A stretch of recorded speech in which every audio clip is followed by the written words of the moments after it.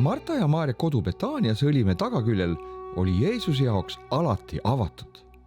Oma Jeruusalemma reisidel viibis ta sageli siin, sest Jeruusalemm oli siit vaid lühikese jalutuse kaugusel. 6 päeva enne paasapühi tuli Jeesus Betaaniasse, kus elas Lazarus, kelle Jeesus oli surnuist üles äratanud. Nad tegid siis temale seal lõunasöögi ja Marta teenis. Lazarus oli aga üks neist, kes koos Jeesusega lauas istusid. Tee pikkus, mida mööda tuldi Jeerikost Jeruusalemma, oli umbes 25 kilomeetrit pikk ja see möödus sealt eemalt Betaaniast ja kulges üle Õlimäe ja läks Jeruusalemma. Kuna Jeeriko oli preestrite linn, siis seda teed mööda kõndisid sageli preestrid ja leviidid, et teenida Jeruusalemma templis. Samuti suundusid seda samat teed mööda kõik palverändurid ja kaupmehed oma kaupadega seda teed mööda pühasse linna. Ei ole täpselt teada, kas nimi Betaania tuleneb Bet-Ania või Bet-Hanania nimedest. Nagu kõikjal Jeesusega seotud paikades on ka siin olnud aja jooksul hulgaliselt kirikuid. Vanim neist aastast 330. Viimane neist on meile juba tuttava arhitekt Antonio Barluzzi järjekordne arhitektuuri kunstipärl.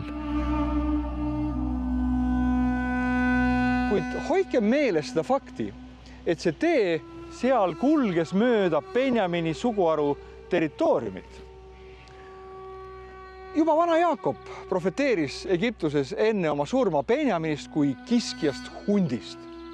Paljud benjaminlased olid teeröövlid just sellel teel seal. Ja just sellest inspireerituna ka kõneles Jeesus loo halastaja Samaaria mehest. Siinne maastik oli röövlitele tõepoolest ideaalne, sest kitsastel kaljuservadel looklevad teed ei pakkunud ohvritele ründe puhul võimalust kuhugi põgeneda. Seetõttu kandis tee nime Adumimi tõus, mis on tuletatud sõnast Adom, punane või verine. Õnnelikud olid need, kes siit elusalt läbi pääsesid. Pärast Lazaruse üles äratamist oli kõigil rõõmus meel ja tunded ülevad. Õed olid joviaalses tujus, et nad olid oma kalli venna tagasi saanud.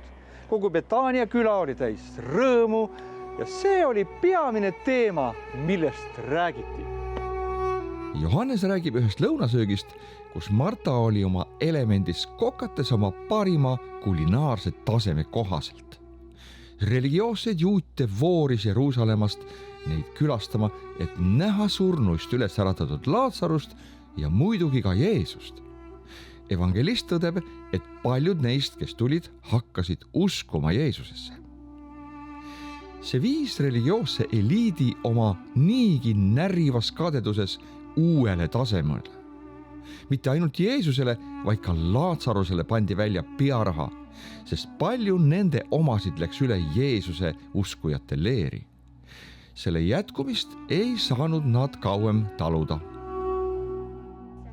Just sellel ajal toimus midagi väga ilusat Lazaruse kodus lõunalauas, kui Maarja võttis alabastrist nõu, mis oli täidetud kalli nardisalviga, lõhkus selle ja võidis salviga Jeesuse ihu. Oli üldlevinud komme võida pühadel külaliste pead lõhnava õliga. Sellele vihjas ka Taavet oma 23. psalmis, kui ta ütles, sa võiad mu pea õliga, mu karikas on ülevoolevalt täis. Tuba täitus salvi kütkestava aroomiga.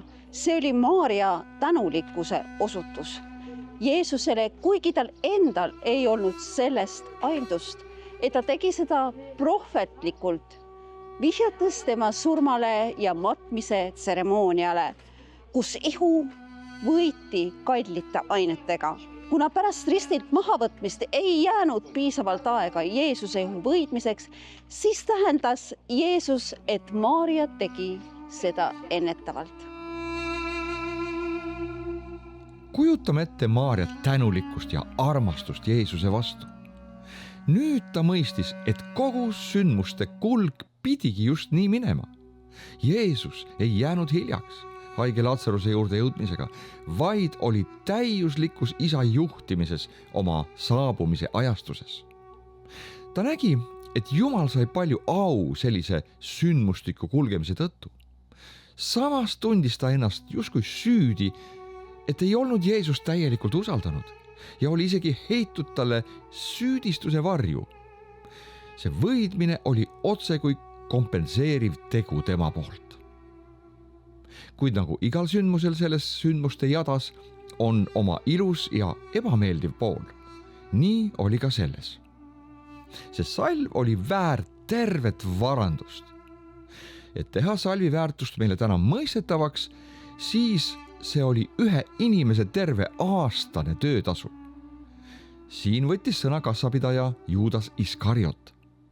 Ta süüdistas Maarjat raiskamises, leides kohe, kuidas oleks saanud seda salvi kasutada palju otstarbekamalt, toita palju vaeseid. Kas pole õilis soov? Juudase salakavalast silmakirjalikkusest tuleb kindlasti juttu ka eespool. Johannes vaadates tagantjärele Juudase reageeringule kommenteerib, et Juudas ei hoolinud vaestest, vaid tühjendas Jeesuse kassat nagu osav korrumpeerunud raamatupidaja. Teda ärritas, et Maarja selle raha ei andnud tema hoole alla, et ta oleks sellest suurema osa saanud oma kukrusse kantida. Kas ei hämmasta see meid, et Jeesusel oli selline salakavalate motiividega vargalikas siir? On ju võimatu, et Jeesus ei olnud sellest teadlik. Ta teadis, aga ta ei paljastanud Juudast ennem õiget aega. Isegi Juudase taolised võivad olla Jumala poolt põimitud tema plaani sisse. Siis ütles Jeesus, jäta naine rahule, et ta seda hoiaks minu matmise päevaks. Vaesed on ju alati teie juures, aga mind ei ole teil alati. Matteus lisab sellele loole veelgi kaunimad Jeesuse sõnad. Sest seda salvi minu ihu peale kallates tegi tema seda minu matmiseks.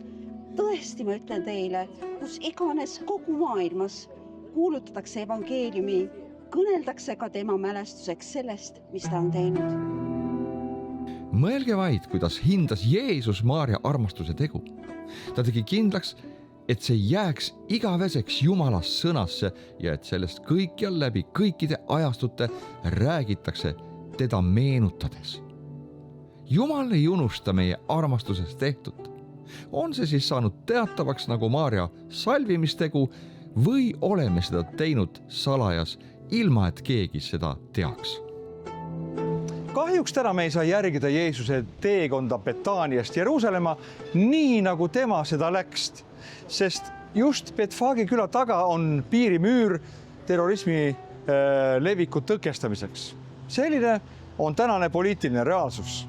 Peame sõitma autoga ringi vähemalt 15 kilomeetrit, et jõuda siit teisele poole müüri Õlimäele, mis oleks muidu vaid lühikene jalgsi matk.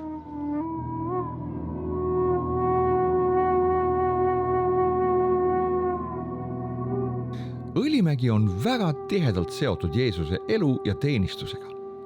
Seda prohvetlikku mäge on väga palju mainitud läbi piibli ja ajaloos sündmuste. Misnast näiteks loeme, et Jeesuse ajal ja ka hiljem ei olnud siin mäel nii tihedat asustatust kui täna. Ja siin künti põlde ja kasvatati oliivipuid, mille järgi see mägi ka oma nimetuses saigi. Seistes siin Õlimäel 2000 aastat hiljem võime elavalt ette kujutada seda stseeni, kuidas eesliga ratsutava Jeesuse teele laotatakse riideid ja palmiokstega lehvitav rahva hulk hüüab messiaanlikke tsitaate Jeesuse kui messia kohta. Muuseas, palmioks tähendas sellel ajal sümboolselt Iisraeli poliitilise iseseisvuse sümbolit. See kõneles selgelt keelt nende ootusest Jeesusele kui messiale.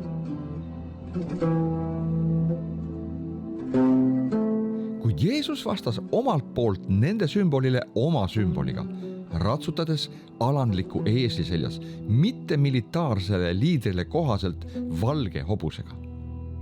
Sakaaria sõnade kohaselt on eesel vägivallatu rahu ja alandlikkuse sümbol. Küll aga ilmub Jeesus kord ratsutades valgel sõjaratsul kohaselt Messiale, nagu Johannes nägi oma ilmutuses. Inimesed olid veelgi vaimustuses Laatsaruse äratamisest. Nad on rõõmsad, et lõpuks on tulnud Messias, kes neid roomlaste ikkelt vabastab. Jõudes Õlimäe kallaku poolele teele, peatab Jeesus selle rõõmsa rongkäigu. Ta vaatab Templimäge ja seda kaunist Jeruusalemma linna, hakates sellele prohvetlikult kuulutama. Ta näeb, kuidas see linn on sisse piiratud vaenlase vägede poolt, kes teevad selle maatasa. Läbi pisarate hüüab ta ettepoole nägevat, kuidas linnarahvast tapetakse ja vaevatakse. Ja see kõik juhtub seepärast, et nad ei ole kasutanud aega, mida neile anti meeleparanduseks. Mida oli siin Jeesus täpsemalt profeteerimas? Millal see pidi juhtuma? Jumal kõneleb prohvetlikult ette sündmuseid, kuid tihti ei pane inimesed seda tähele, unustades sõnumi, kui see just ei juhtu järgmisel nädalal. Kujutame korraks ette vaimu silmas seda ülevat vaadet, mida Jeesus siin peatudes nägi. Herodese uuendatud tempel oli oma kõigi aegade auhiilguse tipus. Templi fassaad pakkus ahetavat vaadet Õlimäelt silmitsejatele. Igast küljest kaetud raskete kuldplaatidega pühamus säras üle mäe tõusva päikese kiirtes, pimestades vaatajate silmi. Siit vaadates võis näha pühamu õuedesse, kus tõusis põletusohvri suitsupilv kuldset särava fassaadi ees, tekitades sillerdavate kiirte vaatemängu. Templi loodenurgas kõrgus Antonia kindlus oma 4-kandilise kõrge nurgatorniga, kaitstes ja valvates 30 000-lise populatsiooniga linna, mida ümbritses osalt topeltmüür, mis templi idaküljest tõusis kõrgele taevasse. Kõigele lisaks Herodese luksuslik palee linna läänepoolses küljes, teatrid, luksuslikud häärberid. Linn oli oma kõigi aegade tippude tipus.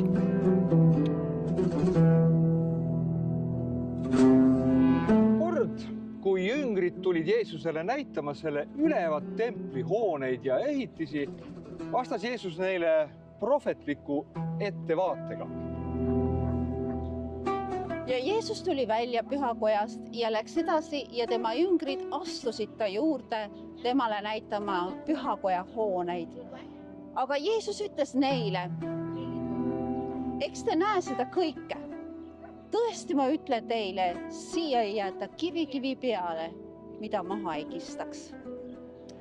Kõik Jeesuse ennustused Jeruusalemma kohta said kohutavaks reaalsuseks juba 40 aasta pärast. Kõige algas peale, kui Rooma prokuraator Gessius Florius nõudis templi varadest Roomale maksuks 17 talenti kulda. See oli tohutult suur summa, millele vastuseks tõstsid juudid mässu ja vallutasid Antiohia kindluse tappes selle legionääridest kaitsjad. Süüria valitseja Cestus Gallius saatis mässu maha suruma oma leegioni, mis sai samuti juutide käest haaledalt lüüa ja hävitati. See oli sõja kuulutamine Roomale. Kogu maarahvas aga juubeldas võitude üle. Sõnum ülestõusust Juudeas jõudis Rooma keiser Nero kõrvu, kes saatis Titus Flavius Vespasianuse seda maha suruma. Vespasianus alistas Galilea piirkonnad, tappes kõik ja muutes ülejäänud rahva orjadeks. Aastal 68, kui Nero tegi enesetapu, kuulutas sõjavägi Vespasianuse uueks Rooma keisriks. Uus keiser ei hakanud ennast sõjategevusega vaevama ja siirdus tagasi Rooma. Paari aasta jooksul taandus Rooma oma sõjategevusest Juudea provintsis, mis andis juutidele vale signaali, justkui olekski neil õnnestunud Rooma alistamine. Nad jäid uskuma, et Jumal on alati linna kaitsnud. Jeruusalemm on võitmatu. linnas olid end sisse seadnud 3 juutide erinevate sõjaväeüksuste pealikud, kes olid ka omavahel sõjajalal. Patriootlik Johannes Gisala, Zelot Eleazar ben Simoni ja Simon ben Giora, kes oli röövlite jõugu peamees. Alles siis, kui Tiitus alustas 70. aasta kevadel uut Jeruusalemma piiramist, nägid need 3 grupeeringut, et asi on täbar ja olukorra tõsiduse ajendil ühineti koos võitlema. Aegamööda aga arenes sõjategevus jeruusalemlaste kaitsjate kahjuks. Järgemööda vallutati kaitsemüürid, Antiohia kindlus võeti roomlaste poolt tagasi ja peatselt oli väljas juba põhjapoolse templimüüri külje all. Jeesuse sõnade kohaselt ehitasid roomlased 8,2 kilomeetri pikkuse piiramisvalli ümber Jeruusalemma ja seda vaid 3 päeva jooksul, lüües risti kõik, kes tegid katset sellest meeleheitlikult üle karata. Jeesus oli siin nuttes profeteerinud suurest vaevamisest. Nii ka läks. Inimesi suri linnas nälga ja haigustesse tuhandete kaupa. Neid ei jõutud korralikult maha matta. Surnukehad lihtsalt heideti üle linnamüüri. Inimesed tapsid üksteist viimaste toiduraasukeste pärast. Templi vallutamise lahing kestis terve kuu. Tiitus soovis templit seda arhitektuuri ülimat saavutust säästa. Ta ütles, et elutud hooned ei ole süüdi inimeste mässumeelsuses. See olekski tal ilmselt õnnestunud, kui õnnetute juhuste jada ei oleks arenenud teisiti. Kui viimased alles jäänud kaitsjad ennast templisse sulgesid, hakkasid sõdurid tegema tuld templisse viiva hõbedatud ukse alla, et sealt sissepääsu luua. Tuli lõõmas halastamatult, süüdates selle ümber maju. Tiitus saatis oma sõdurid tuld kustutama, kuid seal puhkesid juutide ja roomlaste vahelised kokkupõrked, mille käigus üks Rooma sõdur paha aimamatult tõrviku haaras ja selle ühest templi aknast lihtsalt sisse lennutas. See aga oli templi altari kuivade puude ruum, kus tuli süttis ja levis kiiresti edasi. Tuld üritati juutide poolt meeleheitlikult kustutada. Kohale jooksis ka Tiitus ise, kes üritas üha enam ekstaasis sõduritele selgeks teha, et tuld tuleb kustutada. Kuid kasvava lärmi tõttu ei kuulnud teda keegi, vaid sõdurid tormasid võideldes sisse avanenud põlevast väravast, süüdates, tappes, varandusi haarates. Edasi tungivate sõdurite ekstaas oli peatamatu, kuni lõpuks kogu tempel suure ja hävitava leegiga põles. Järgmistel päevadel täitus Jeesuse kuulutus sõna-sõnalt. Ei jäeta siia kivi peale. Nimelt olid templi kullatud seinad ja uksed suures kuumuses sulanud ja vedelkuld voolanud kivide vahele. Et seda väärtuslikku materjali sealt kätte saada, kangutasid sõdurid kas sillutise kivid lahti ja pöörasid need ümber. Rooma piiramismasinad purustasid linnamüüri avausi, päästes sisse raevunud leegionääre ja nendega ühinenud muid väeüksusi. Raevunud sõdurid tapsid majast maja tungides jeruusalemlasi. Linnas olid 100 000 lõksu jäänud paasapühadeks Jeruusalemma tulnud palverändurid, kes ei jõudnud enne piiramist linnast välja pääseda. Tuhanded inimesed löödi Õlimäe nõlvadele risti. Jossif Flavius kirjeldab oma nähtud õudusi järgmiselt. Õlimäel oli ligikaudu 5000 risti, kus rippusid surevad inimesed. Osad ootasid lausa järjekorras, kuni keegi ristil sureks, et leida oma piinarikas ots. Juulikuu kuumuses Rooma naeltega ristile lööduna. Kuid hämmastav ajaloo kordumine oli see, et täpselt 600 aastat tagasi samal päeval toimus siinsamas samasugune häving, kui Nebukadnetsari Paabeli väeüksused panid toime Jeruusalemma koletu rusuhunnikuks muutmise. Vaid prohvet Jeremiia istus hävitatud linnas suitsevatel varemetel ja laulis nutulaule. See oli juudi kalendri Aavikuu 9. päev, mil mõlemal korral hävitati Jeruusalemm ja tempel. Täna nuttis siin aga Jeesus sellel mäenõlval 40 aastat enne, kui samasugune pilt taaskord ajaloos kordus.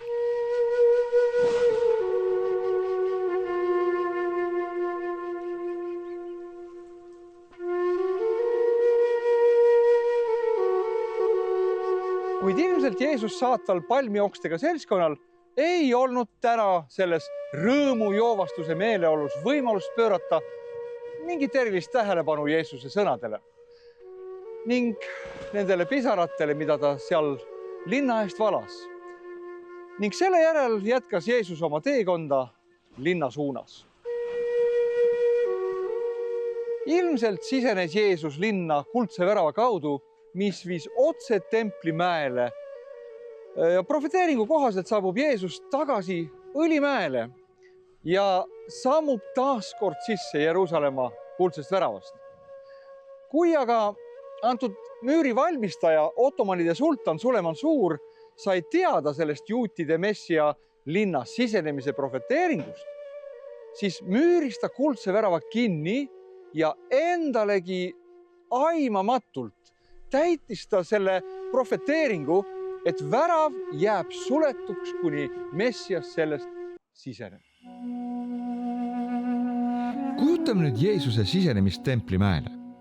Rahval oli ootus, et linna jõudes pöörab Jeesus paremale, kus Templimäe põhjaosas asus roomlaste kants, Antonia kindlus, ja tegeleb rahva ootust mööda Rooma okupatsiooni probleemiga.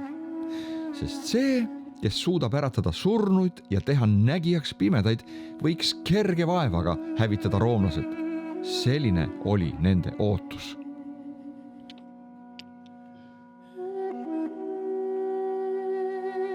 Aga suur oli kõikide üllatus, kui ta astus eesiseljalt maha Templimäel ja pöördus hoopis vasakule poole, mitte paremale, kus oli roomlaste kindlus, kus sammaste varjus olid end üles seadnud valuutavahetused, ohvriloomade ärid ja kõiksagu muud butiigid. Ja ta läks pühakotta ja hakkas välja ajama neid, kes seal müüsid ja ostsid ning ütles neile, kirjutatud on, minu koda on palvekoda, aga teie olete ta teinud röövliauguks. See aga pahandas rahvast. Ei mingit okupatsioonivõimude kukutamist, ei mingit üleskutset ülestõusule. Selle asemel said piitsaga temalt peksa hoopis omad. Usun, et selline sündmuste ootamatu muutus pani rahva kahtlema Jeesuse kui messia suhtes. Jeesuse süda põles tema isa koja järele. See pidi olema koda, kus tuldi Jumalat otsima, Jumalaga kohtuma. Jumalat mitte ainult ei pahandanud see veidi, vaid see ajas teda lausa raevu. Sõbrad, see juhtub ka meie päevil, kui me omakasu püüdlikul eesmärgil teeme Jumala püha läheduse paigast kas äri või mõne muu eesmärgiga paiga. Jeesus oli saanud tuntuks üle linna. Imed, templi puhastamine, rongkäik, mis teda eskortis Õlimäelt Jeruusalemma ja ajad, kus ta õpetas rahvast templist, tegid tundmatust Natsareti rabist kahtlemata tuntud, kui mitte öelda kuulsa mehe. Kuid samas kasvatas see tema religioosse opositsiooni poolt kadedust ja viha, kes olid asunud otsima võimalust, kuidas teda arreteerida ja süüdi mõista. Sellises olukorras on parimad inimesed need, kes armastavad raha. Ja üks selline kingitus jooksis neile ise lausa sülle. Siis läks üks neist 12 nimega Juudas Iskariot ülempreestrite juurde ning ütles, mis te mulle tahate anda, kui ma ta annan teie kätte? Nad pakkusid temale 30 hõbetükki ja sellest ajast ta otsis parajat aega teda ära anda. Juudase tragöödia seises selles, et tema nõrkus oli raha armastus. See kasvas 3 aastaga tagasi pöördumatuks püüniseks temale. Iga inimene on sündinud mingi nõrkusega. me tegeleme enestes, me võitleme nendega. Juudase iha raha järele kasvas samm-sammult, kuni see lõpuks võttis üle tema ratsionaalse mõtlemise. Mõelge vaid, see ei olnud mingi väike pettus või altkäemaks. See ei olnud võrreldav isegi palgamõrvaga, sest see, keda ta kavatses reeta, oli Jumala enda poeg, võitu, maailma päästja, tema rabi, keda ta oli järginud 3 aastat. Siit edasi otsis Juudas parajat hetke ja kohta, kus oleks ohutu Jeesus loovutada religioossete kätte. Seda ei olnudki nii lihtne teha, sest nagu Johannes ütleb, rahvas lausa rippus tema küljes teda kuulates. Jeesuse avalik arreteerimine oleks kindlasti põhjustanud rahva rahutused, mis oleks võinud viia kergesti katastroofiliste tulemusteni.